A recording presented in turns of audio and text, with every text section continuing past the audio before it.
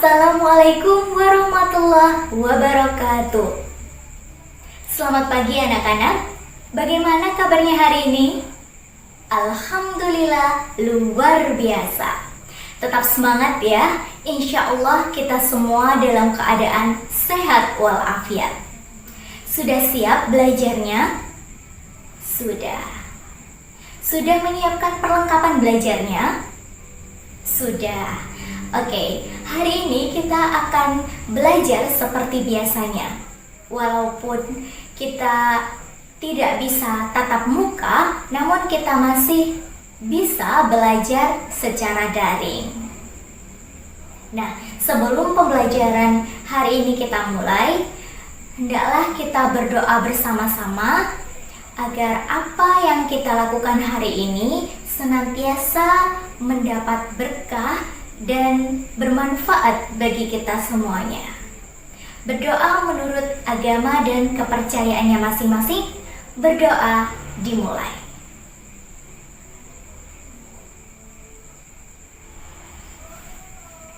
Berdoa selesai. Oke, untuk presensi hari ini, Ibu sudah menyiapkan link Google Formulir di bawah ini. Silahkan anak-anak untuk mengisi. Dan Ibu sudah kirimkan di grup WA dan juga sudah Ibu tulis di deskripsi video ini. Apabila anak-anak masih bingung, silahkan untuk langsung menulis di kolom komentar dengan format nama dan kelas. Oke, kita cek semangatnya ya hari ini. Masih ingat tepuk semangat yang Ibu sudah pernah ajarkan? Masih. Oke, kita praktekkan bersama ya.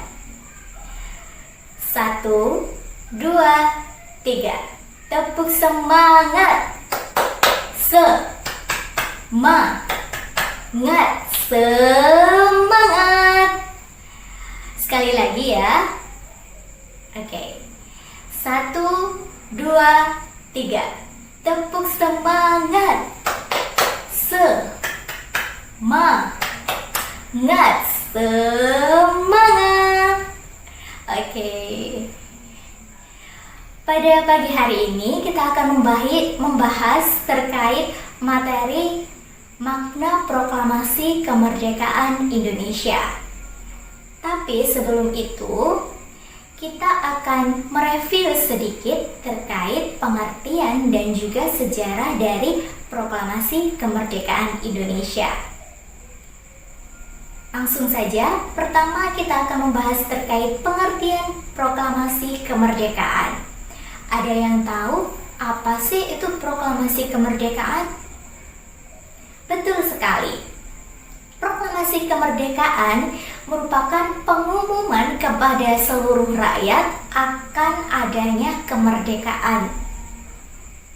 Nah, pengumuman tersebut tidak semata-mata hanya ditujukan kepada rakyat dari negara yang bersangkutan saja, akan tetapi juga ditujukan kepada seluruh rakyat yang ada di dunia dan juga seluruh bangsa yang ada di dunia. Nah, kemudian selanjutnya terkait sejarah proklamasi kemerdekaan Indonesia.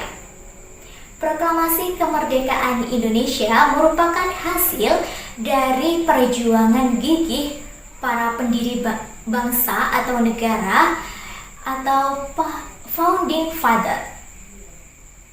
Nah, proklamasi kemerdekaan Indonesia ini sendiri dimaknai sebagai suatu peristiwa bersejarah bagi bangsa Indonesia karena telah berhasil merdeka dan bebas dari belenggu penjajahan negara lain.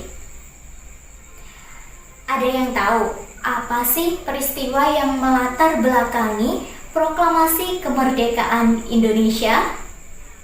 Ada yang tahu? Betul sekali. Dimulai dari dijatuhkannya bom atom di kota Hiroshima, Jepang oleh tentara Amerika Serikat pada tanggal 6 Agustus 1945 Dan kemudian ada juga bom yang dijatuhkan di kota Nagasaki pada tanggal 9 Agustus 1945. Nah, hal itulah yang menyebabkan Jepang menyerah tanpa syarat kepada sekutu. Nah, peristiwa tersebut atau kesempatan tersebut dipergunakan sebaik mungkin oleh bangsa Indonesia agar dapat terbebas dari belenggu penjajahan Jepang. Nah, kemudian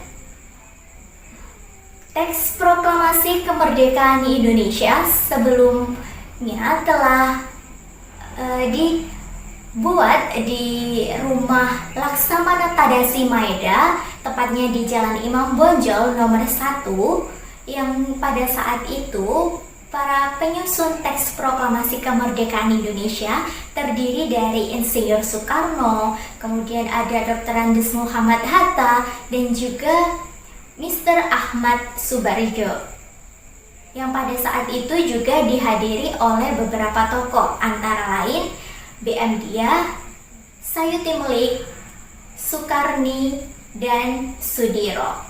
Nah, pada saat itu juga Sukarni mengusulkan bahwa yang menandatangani teks proklamasi kemerdekaan Indonesia adalah Insinyur Soekarno dan Dr. Andes Muhammad Hatta atas nama bangsa Indonesia. Nah, kemudian teks proklamasi tersebut juga diketik oleh Sayuti Melik. Yang menyusun konsep teks proklamasi kemerdekaan Indonesia itu sendiri adalah Insinyur Soekarno. Nah, kemudian pada pagi harinya, pada tanggal 17 Agustus 1945, telah hadir beberapa tokoh, antara lain Wilopo, kemudian ada Gafar Pringgodijo, Tabrani, dan juga Trimurti. Mereka telah hadir di kediaman Insinyur Soekarno, tepatnya di Jalan Pegangsaan Timur nomor 56 Jakarta. Pada saat itu acara dimulai pada pukul 10 pagi, diawali dengan pembacaan teks proklamasi kemerdekaan Indonesia oleh Soekarno, kemudian dilanjutkan pidato singkat tanpa teks, dan selanjutnya ada pengibaran bendera Sang Merah Putih yang sebelumnya telah dijahit oleh Ibu Fatmawati. Nah, proklamasi kemerdekaan Indonesia yang telah dikumandangkan pada tanggal 17 Agustus 1945 tersebut juga memiliki makna bagi bangsa Indonesia itu sendiri. Beberapa makna diantaranya yaitu: 1. Menandai bahwa bangsa Indonesia merupakan bangsa yang merdeka dan terbebas dari belenggu penjajahan negara lain. Kemudian yang kedua, juga menandakan bahwa bangsa Indonesia merupakan negara baru yang memiliki hak dan kesempatan yang setara dengan negara lain yang sebelumnya sudah merdeka dalam politik atau dunia internasional. Nah, oleh karena itu kita juga harus memaknai proklamasi kemerdekaan Indonesia dalam kehidupan sehari-hari. Bagaimana sih, Bu, caranya untuk memaknai proklamasi kemerdekaan Indonesia dalam kehidupan sehari-hari? Nah, kita bisa melakukannya dengan cara menerapkan makna proklamasi kemerdekaan Indonesia dalam kehidupan sehari-hari,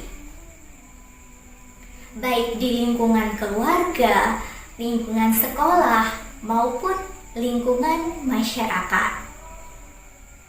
Nah, apakah ada yang tahu penerapan di lingkungan keluarga itu seperti apa? Iya, betul. Contohnya adalah seperti menghormati antara anggota keluarga, kemudian yang kedua, membiasakan atau membudayakan sikap mandiri dalam keluarga. Dan yang ketiga, rajin membantu kedua orang tua dan lain sebagainya. Kemudian di lingkungan sekolah, apakah ada yang tahu? Iya, betul sekali. Di lingkungan sekolah, contohnya seperti yang pertama, saling menghormati dan menghargai antara teman yang berbeda suku dan agama. Kemudian yang kedua, mengikuti upacara bendera dengan khidmat. Dan yang ketiga, ada rajin belajar dalam mengisi kemerdekaan. Dan masih banyak lagi. Kemudian yang terakhir, di lingkungan masyarakat, apakah ada yang tahu? Iya, betul sekali.